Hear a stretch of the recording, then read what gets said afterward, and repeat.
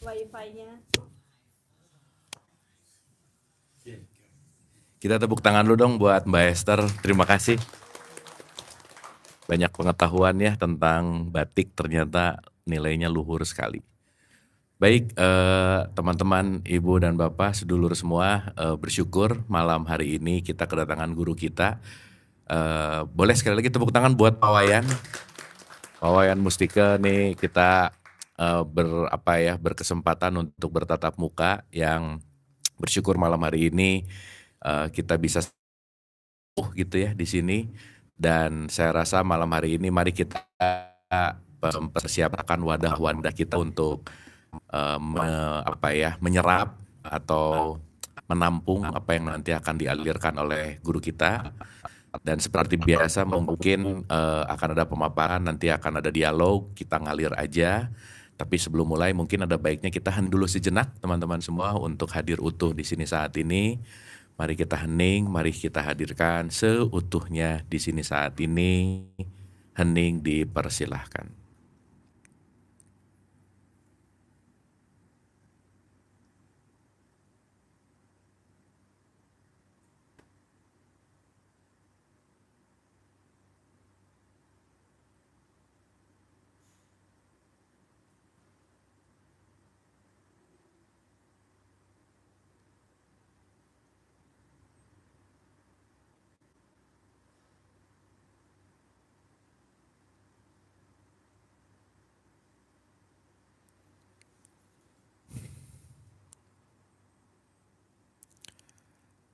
Selesai, rahayu, rahayu, rahayu, terima kasih.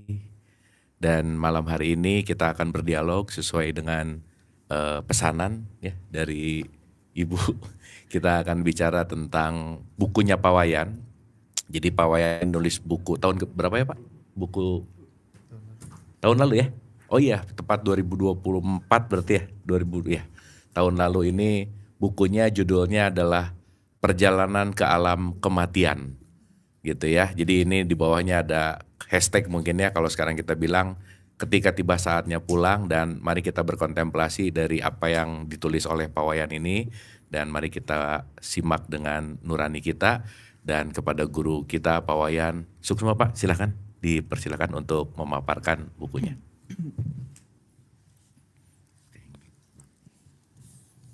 Terima kasih Kang Abu, terima kasih Esther, terima kasih Bapak Ibu semua. Selamat berjumpa. Pertama kali saya ke sini. Gitu. Cek, aman, aman. Cek. Aman. Nah. Ya, ini aman. Ya. Coba Pak ini mungkin lebih kencang. Ya. Sekali lagi. Cek, oke. Ini lebih kencang. Gitu. Ya, sebelum masuk ke tema itu, saya langsung aja ya. Sebelum masuk ke tema buku Perjalanan ke Alam Kematian gitu. Saya dengarkan dengan baik-baik sekali apa yang disampaikan tadi ya, tentang batik ini. Saya noleh ke atas, itu juga simbol batik itu ya. Saya noleh ke sini juga simbol batik itu. Gitu. Tiba-tiba saya merasa kita dikelilingi oleh simbol-simbol pembungkus kematian.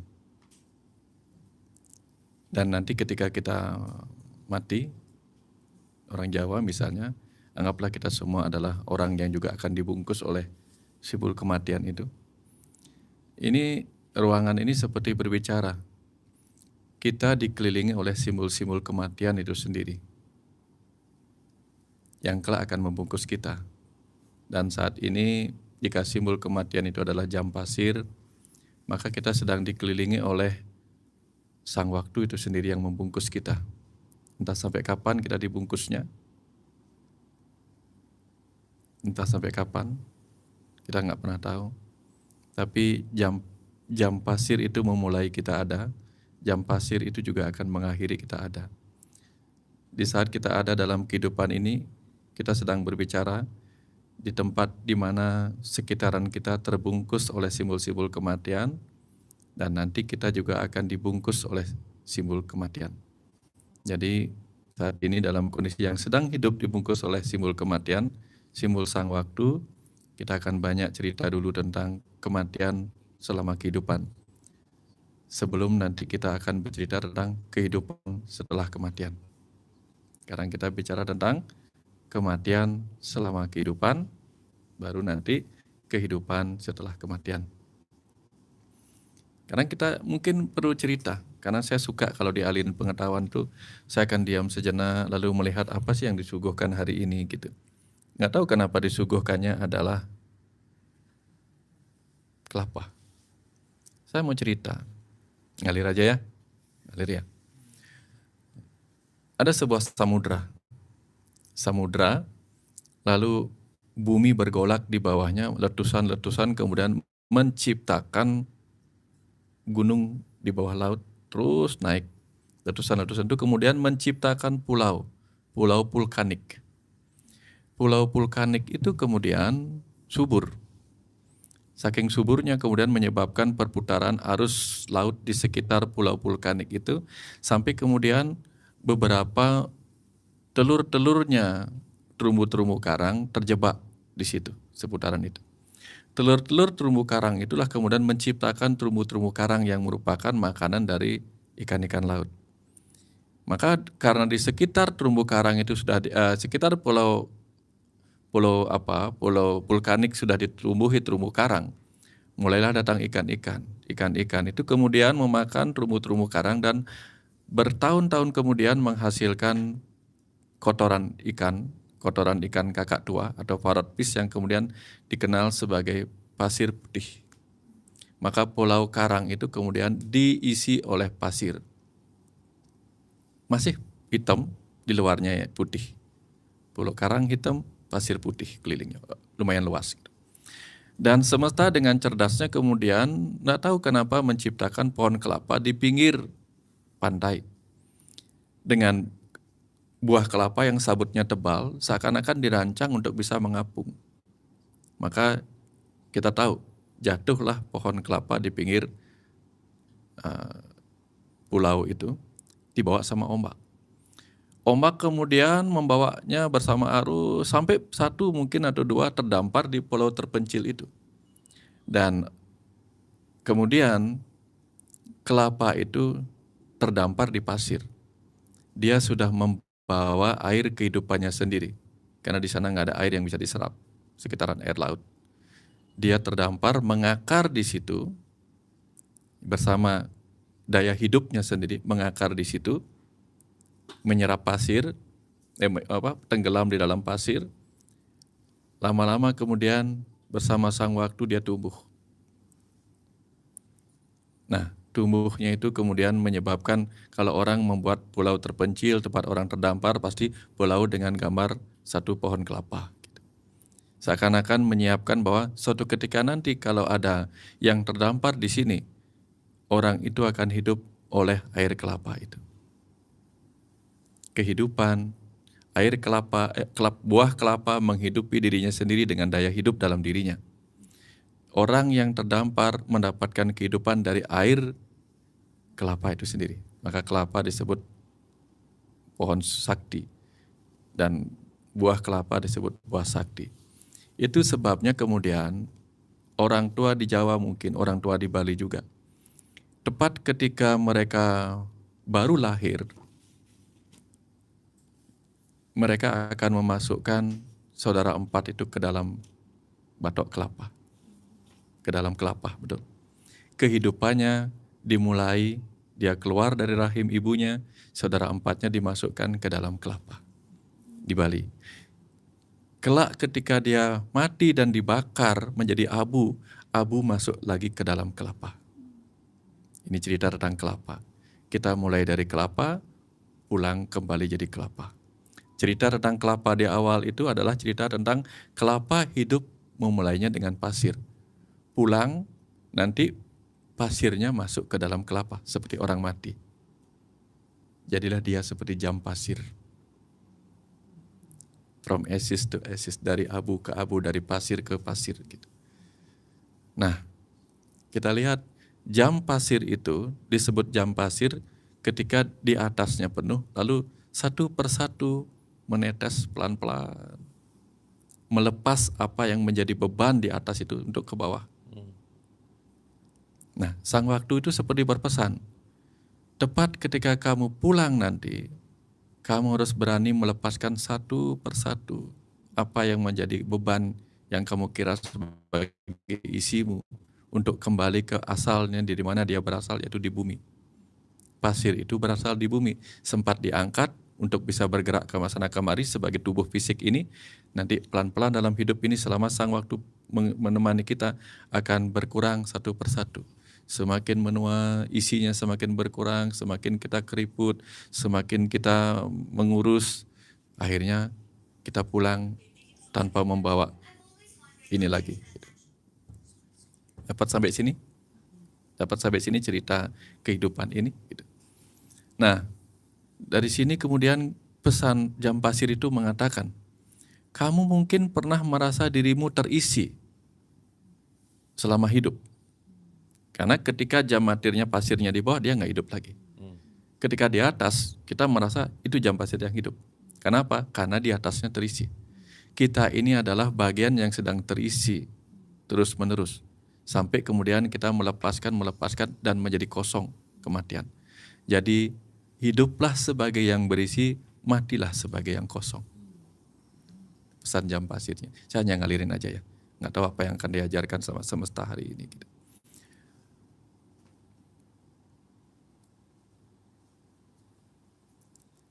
Siapa yang mengisi? Ini jam pasir. Di atasnya kosong, di bawahnya berisi. Di atasnya kosong, dia berisi oleh sesuatu yang maha gaib. Kosong berisi kekosongan. Bawah berisi sesuatu yang disebut material. Maka bawah adalah materi, adalah bumi. Di atas adalah langit yang kosong tetapi berisi kecerdasan di situ. Maka ketika hidup itu, jam pasir itu hidup dengan makna sesuatu itu berisi di atas itu. Pertanda apa? Apa yang kita miliki ini datang dari bawah.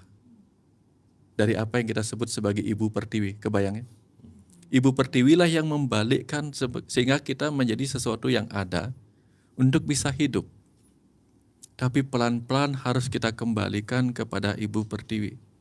Sampai kita merasa diri kita kosong dari semua apa yang pernah diberikan sama ibu pertiwi ini. Dan pada akhirnya ketika kita kembali pulang, maka berterima kasihlah kepada jasad yang pernah dipinjamkan oleh ibu pertiwi ini. Kita mandikan, lalu kita bungkus dengan kain selobok, simbol dari waktu untuk bercerita kepada ibu pertiwi. Ibu,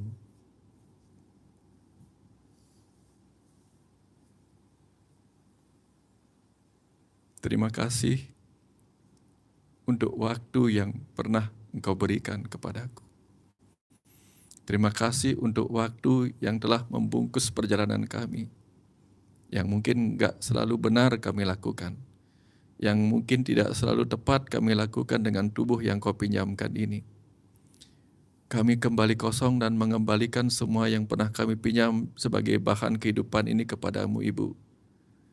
Maafkan kami mengembalikannya. Mungkin penuh luka, mungkin penuh beban, tapi kami tetap akan mengembalikannya dengan cara sebaik-baik yang mampu kami lakukan, sebersih-bersih yang mampu kami lakukan. Maka kita memandikan setiap mayat yang pulang. Sebagai tanda, seburuk-buruk kami memperlakukan tubuh ini di masa lalu, entah sebagai diri kami, entah sebagai orang tua kami, entah sebagai saudara, sebagai sahabat kami, kepada tubuh yang pernah Kau pinjamkan itu. Kami tetap akan mengembalikannya dengan penuh rasa hormat kepadamu yang telah berkenan memberi sang waktu dalam kehidupan kami. Saya membacanya seperti itu. Dan semoga ini menjadi bahan perenungan, apakah selama ini waktu yang kita gunakan ini dalam kehidupan ini adalah waktu di mana kita takut menjadi kosong, takut kehilangan apa yang sebenarnya menjadi beban dari langit kita. Karena kita kira kehidupan di mana jam itu berputar bergerak sebagai jam pasir, itu adalah milik kita. Sementara selalu ada celah di semesta ini yang akan menarik secara gravitasi pelan-pelan bagian dari diri kita pulang kepadanya. Karena bahkan ketika bumi mempersembahkan air ke langit, dia akan menariknya kembali sebagai tetesan hujan. Ketika bumi mempersembahkan dirinya sebagai abu kepada tubuh-tubuh yang berjalan di atasnya, dia akan menariknya kembali. Kita tidak tahu sebesar apa jam pasir yang kita miliki masing-masing. Pada akhirnya kita harus pulang dalam kekosongan itu. Tetapi semoga kekosongan itu berisi pemahaman. Dan agar kita bisa memiliki pemahaman tentang kehidupan ini sendiri adalah jalan menuju kematian, maka kita akan berbincang tentang kematian selama kehidupan. Mati sakjeroning urip. Nah, di sini kemudian kita akan bercerita tentang sebuah ilmu kuno yang diajarkan di Nusantara kita yang bernama Bhairawa. Ajaran Bhairawa bercerita tentang bagaimana ilmu itu yang berlatih itu duduk di atas 3 tengkorak. Tampak mengerikan, tapi itulah simbol bahwa hal-hal yang mengerikan itu memang harus kita lakukan. Karena 3 tengkorak itu adalah simbol di mana kita tidak lagi mengenali identitas diri. 3 tengkorak adalah simbol keberanian kita untuk membebaskan diri kita dari identitas diri. Tidak ada yang tahu ini tengkorak siapa, itu tengkorak siapa. Karena ketika semua kulit-kulit pembungkus wajah ini menghilang dan tertinggal tulang tengkoraknya, kita nggak ada identitas lagi. Nggak ada identitas apapun. Jangankan seluruh kulitnya dilepas, bahkan ketika foto kita matanya ditutup, kita sudah agak bingung membedakan siapa ini. Karena mata itu menunjukkan sebuah identitas. Jadi ajaran Bhairawa sedang mengajarkan hal pertama yang dibunuh, harus berani kita bunuh adalah identitas keduniawian kita. Kemudian 3 tengkorak mewakili satu keberanian kita untuk mematikan rasa takut kita.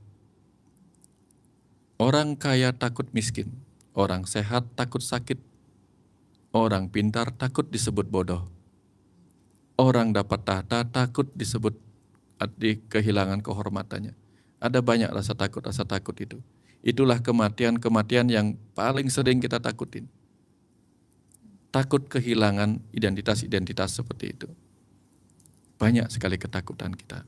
Takut kehilangan harta yang tidak kita bawa mati.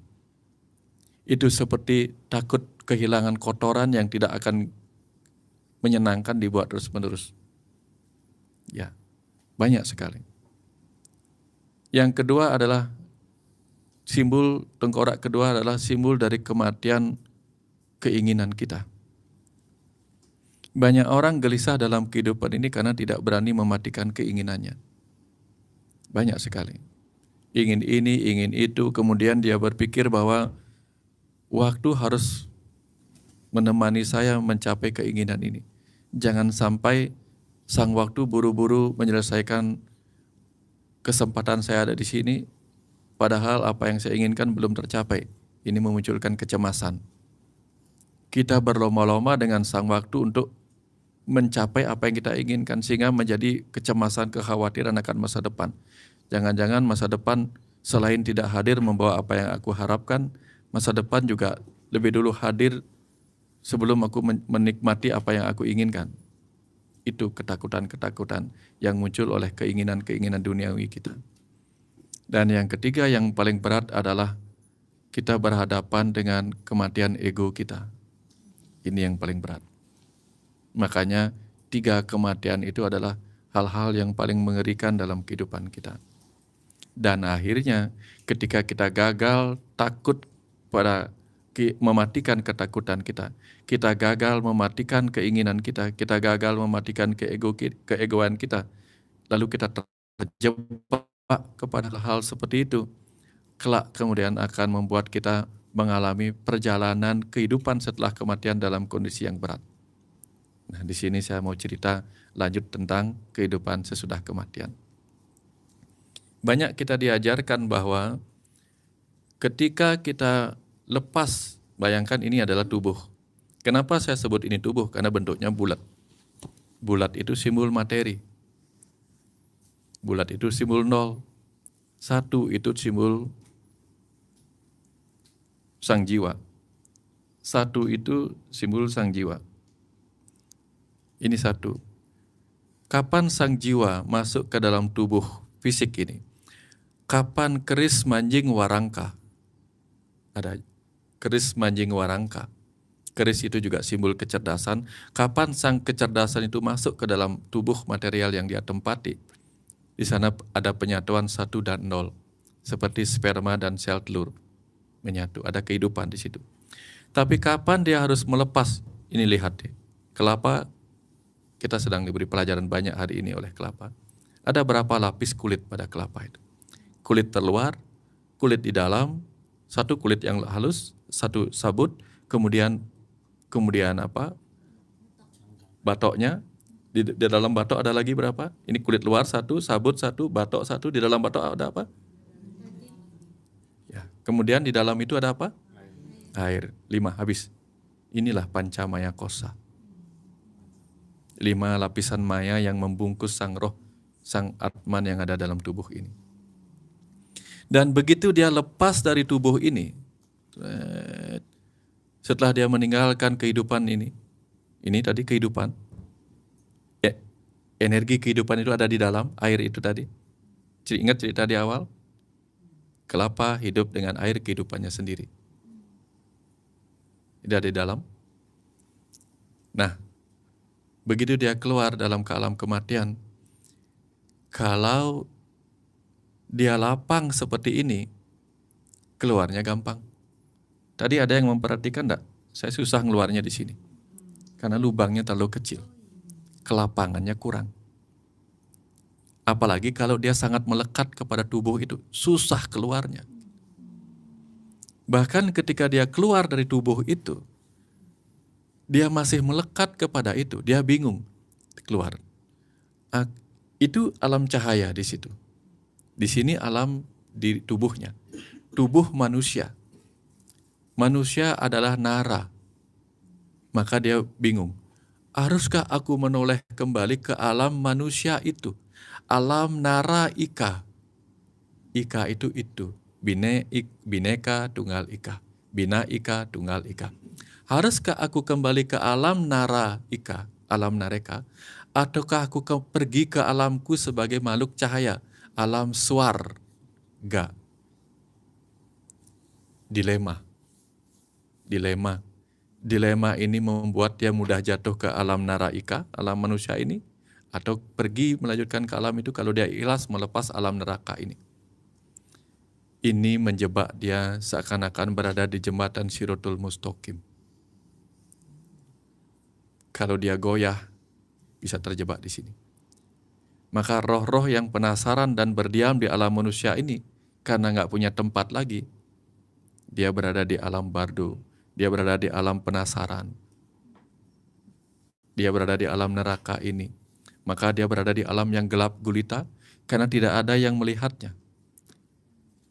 Dia ada di alam yang api berkobar-kobar, karena dia terjebak oleh kemarahannya, energi emosinya, entah karena dia mati bunuh diri, entah karena dia mati dibunuh, entah karena dia mati dengan penuh dendam. Api kemarahan membakar dia di alam naraika, alam neraka ini. Tapi kapan dia ikhlas pergi, melanjutkan perjalanannya ke alam dirinya sendiri sebagai makhluk cahaya, akan ada proses lain di situ. Bagaimana dia bisa ikhlas secara tiba-tiba kalau dia selama hidup nggak pernah ikhlas? Maka di hidup dia belajar ikhlas yang mendalam, pasrah yang mendalam. Itulah pelajaran Islam. Kalau di hidup nggak pernah belajar Islam, belajar pasrah, belajar ikhlas, bagaimana kita bisa pergi? Karena kitab suci yang lain mengatakan, kemanapun pikiranmu yang terakhir ketika kamu melepas tubuhmu, kamu akan dibawa ke sana. Kebayang sampai sini? Maka ketika dia melihat jam pasir, aku pulang kepada kekosongan. Aku pergi, aku terbang karena tidak ada beban lagi. Tidak ada benda yang bisa terbang dengan penuh beban. Hanya benda yang kosong dengan mudah terbang. Gambar itu bersayap. Apa namanya batiknya?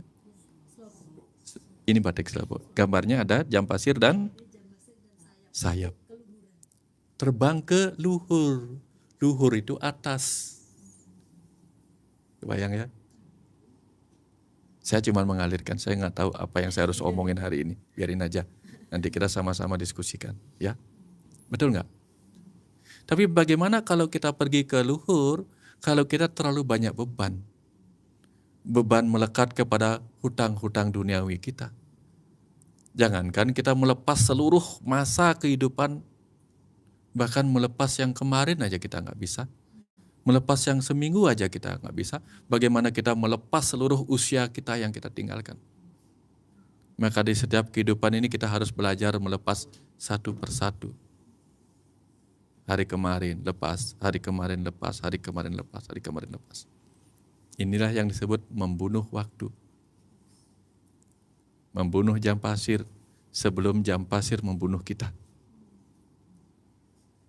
Dan ketika kita berhasil lepas di sana, masuk ke alam kematian, apa yang terjadi? Saya mau bercerita tentang tidak usah takut.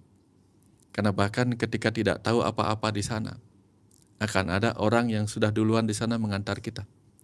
Saya nggak tahu kemana harus pergi ketika keluar dari bandara airport. Mana terminal 3, mana lantai 3, lantai ini. Tapi Saski menjemput saya di tempat yang, karena dia tahu. Maka akan selalu ada orang yang duluan tahu di sana, menunggu kita. Entah keluarga kita yang duluan di sana, entah entitas sahabat kita yang sudah duluan di sana yang nggak kesini. Tenang saja. Tapi bagaimana dia akan menjemput kita di sana? Sementara kita masih melekat di, Saski nggak bisa menjemput saya selama saya masih ada di Bandara Ngurah Rai. Roh-roh di sana nggak bisa menjemput kita selama kita masih menjebak diri kita secara penasaran di alam neraka ini. Belum ke alam yang luhur, di mana para leluhur menunggu kita. Dapat ya? Jadi belajar melepas di sini supaya kita bisa terbang ke alam luhur, supaya ketemu para leluhur untuk mengantarkan kita meningkatkan keluhuran-keluhuran kita melalui pembelajaran-pembelajaran di alam sana, di kehidupan sesudah kematian. Baru nanti di sana kita akan melihat sebuah ruangan di mana kita melihat sendiri, menilai sendiri, menghakimi sendiri apa yang kita lakukan. Tidak ada orang lain yang akan mengerti salah benar kita. Karena di sini pun penilaian orang lain belum tentu benar. Hanya kita yang tahu kebenaran tentang diri kita sendiri. Maka di alam sana pun kita akan melihat kehidupan kita dari mulai ada sampai tidak ada, untuk melihat sendiri bagian mana kita salahnya. Di sini kita nggak paham karena kesadaran kita terbungkus oleh 5 lapisan kulit ini. Tapi di sana kecerdasan itu